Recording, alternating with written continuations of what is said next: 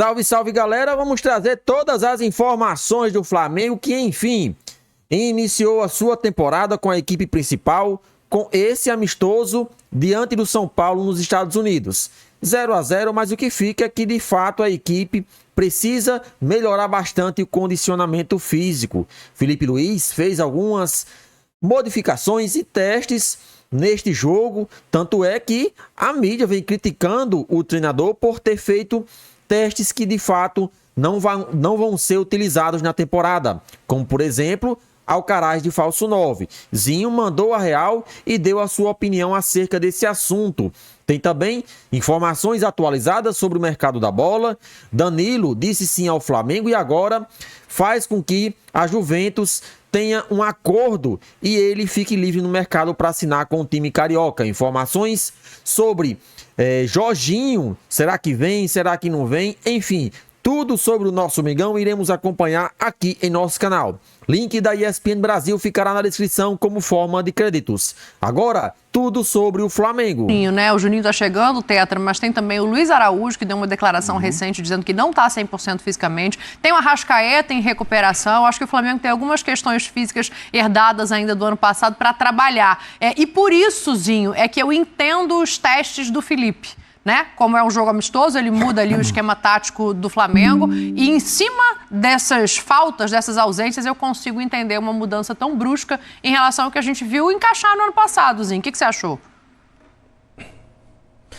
Eu não achei bom, não. Achei, assim, bem limitado, pela qualidade que tinha em campo, mesmo sendo um primeiro jogo do Flamengo, o segundo do São Paulo. Mas, assim, na verdade, o time que o Zubeldia coloca de início é diferente daquele começo que ele colocou de início contra o Cruzeiro. A gente viu Lucas e Oscar jogando juntos, Isso aí foi legal, foi muito bom, com o Caleri de referência e o Ferreirinha aberto no lado esquerdo. Uma cara a mais de time titular, principalmente do meio para frente, com Pablo Maia e Alisson como os dois volantes. No Flamengo, aí eu vi teste mesmo, foi puro teste. Não acredito que o Felipe Luiz vai usar isso de novo. Para mim, se não tem o Pedro, se não tem o Juninho que chegou agora, centroavante do elenco, Carlinhos está jogando Carioca, sendo testado para ver se vai ser aproveitado. É o Bruno Henrique.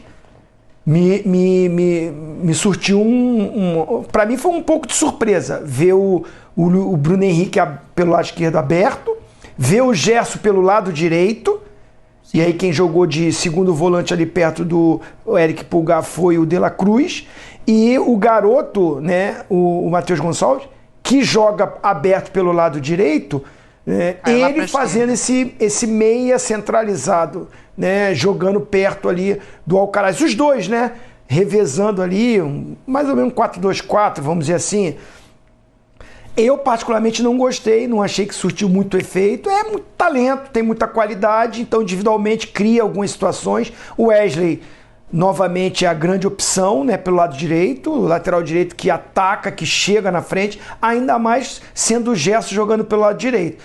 Então, assim, acho que não vai ser repetido isso. Durante a temporada, ver o Alcaraz com o Matheus Gonçalves centralizados ali, revezando quem é o centroavante, ficou mais o Alcaraz, E você tendo o Gerson, que é um cara que acho que centralizado vai render mais do que o Matheus Gonçalves.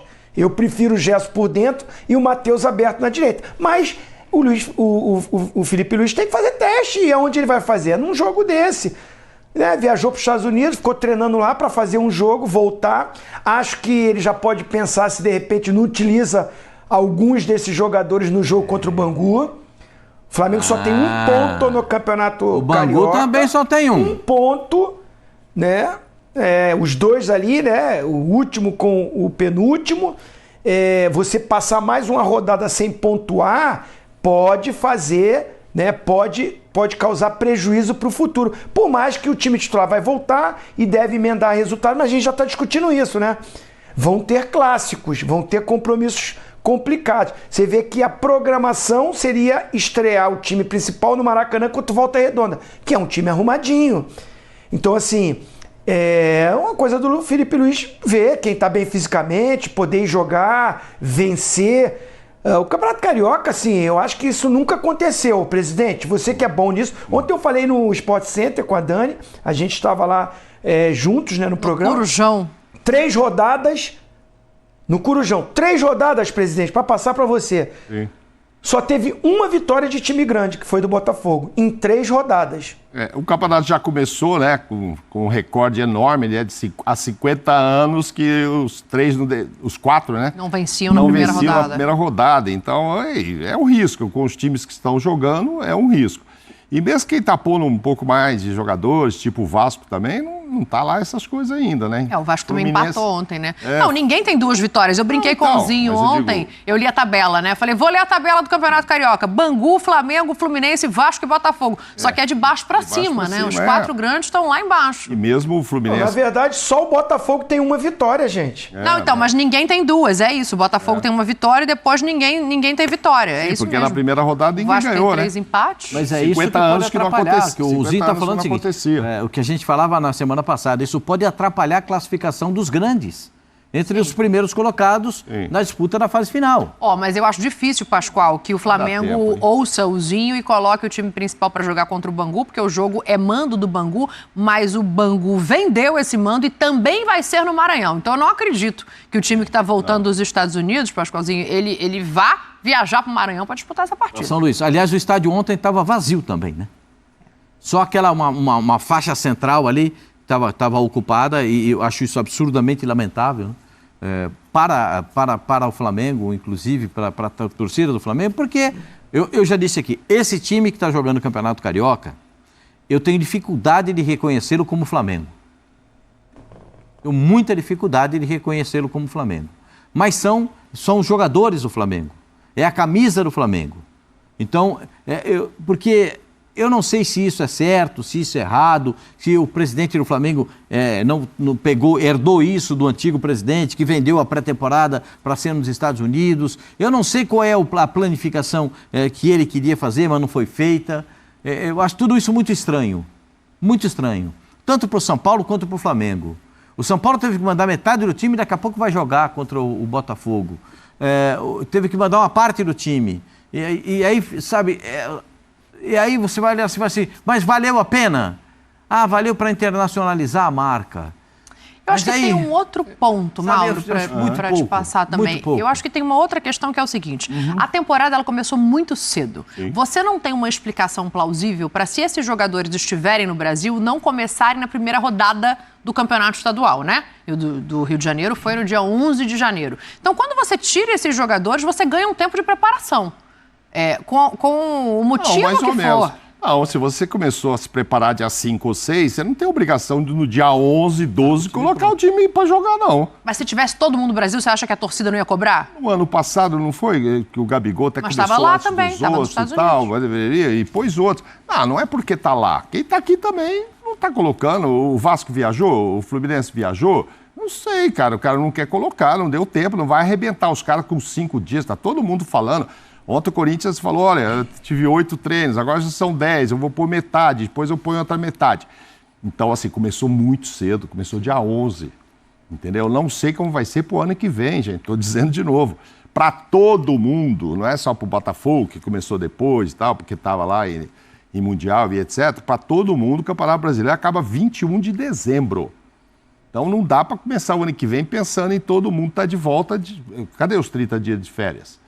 Vai ter que fazer um acerto, vai ter que dar. Ou senão os caras vão começar com o time da Copinha, os campeonatos regionais. Com a Copinha rolando, ainda tem isso. A Copinha rolando, ainda tem isso, ainda não dá nem para levar. Ontem eu acho que é teste, não dá para exigir nada, ainda ninguém tá dando show, é o primeiro jogo, mesmo o São Paulo fazendo o segundo. O São Paulo mandou, no primeiro jogo, o São Paulo trocou todo mundo. Ontem ele trocou só 6, só 6 porque 10 caras ele tinha mandado para cá. Aí já foi o Flamengo que trocou 11, mesmo fazendo o primeiro jogo e tal. E é isso. Se você fala com os técnicos, ouve os técnicos, eles acham que foi positivo. Como acabei de falar, o Felipe Luiz falou, fiz um teste aqui e tal. Porque o restante ali, ele já sabe mais ou menos.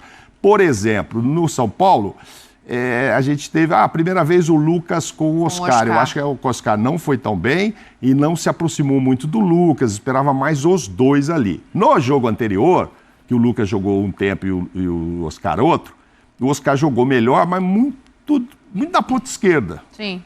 Então ontem ele já estava mais no meio, você fala, bom, agora ele e o Lucas, tá? O Lucas ainda tentou umas arrancadas, acho que ainda foi melhor que ele, mas são coisas para o Zubeldia olhar. Onde é que eu vou pôr os caras aqui?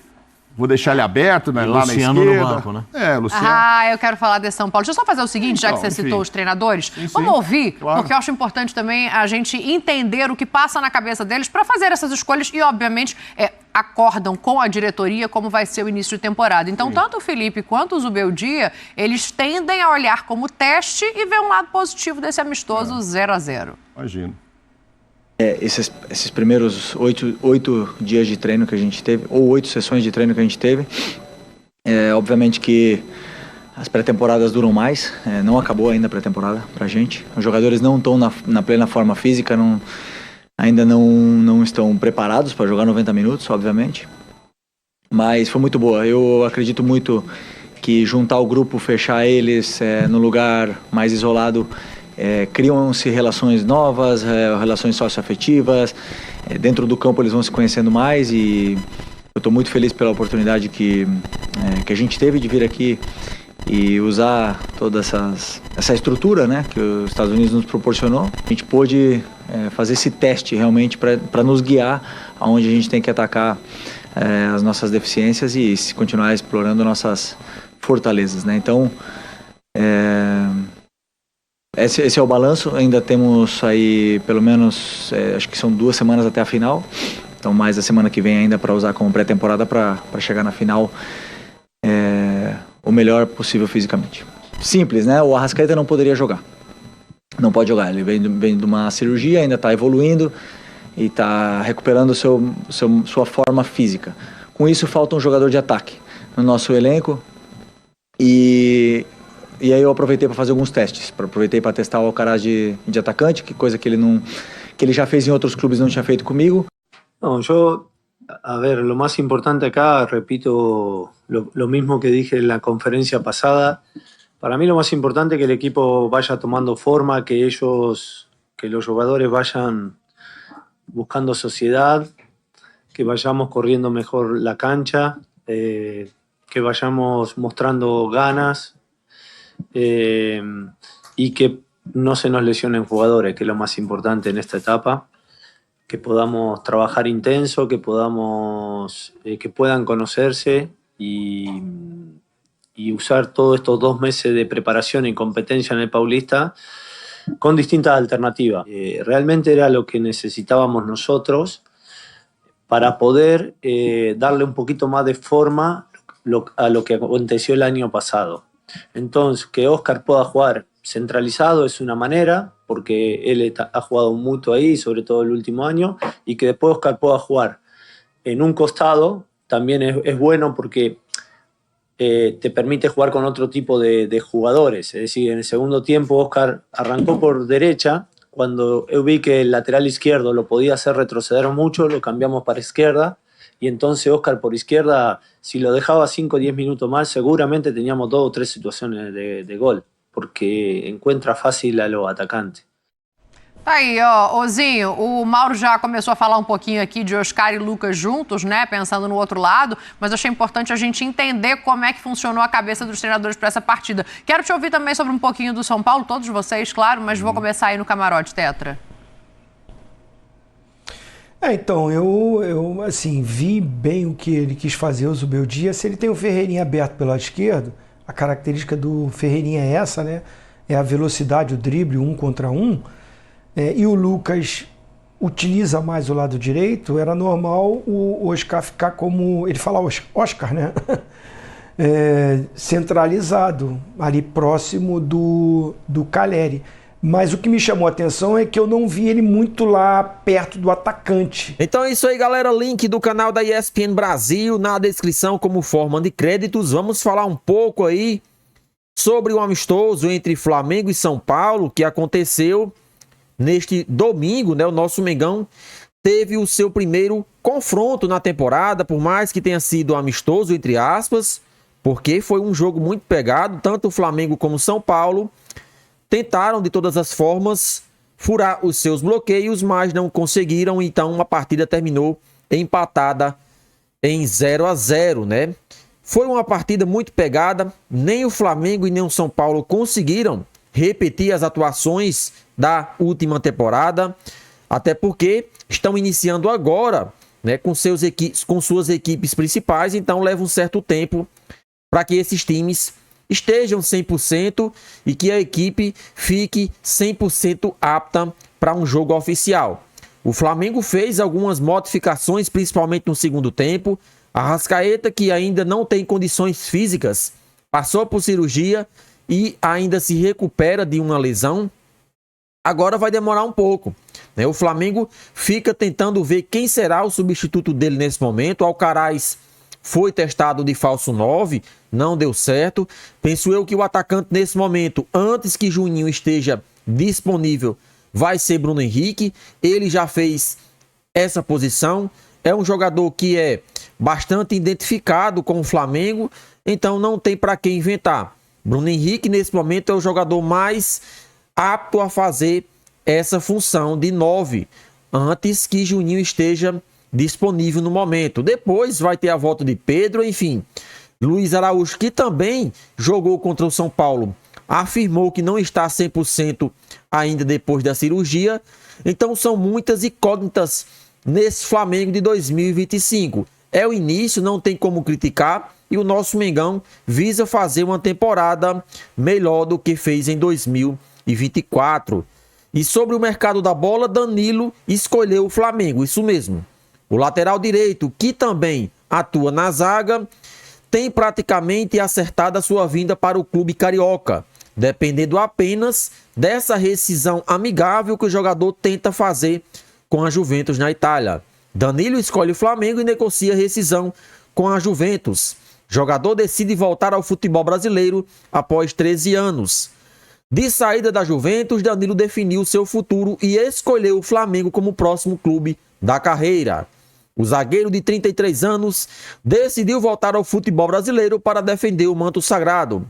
Agora, o staff do atleta trabalha junto ao clube italiano pela rescisão de contrato, o que deve acontecer em breve.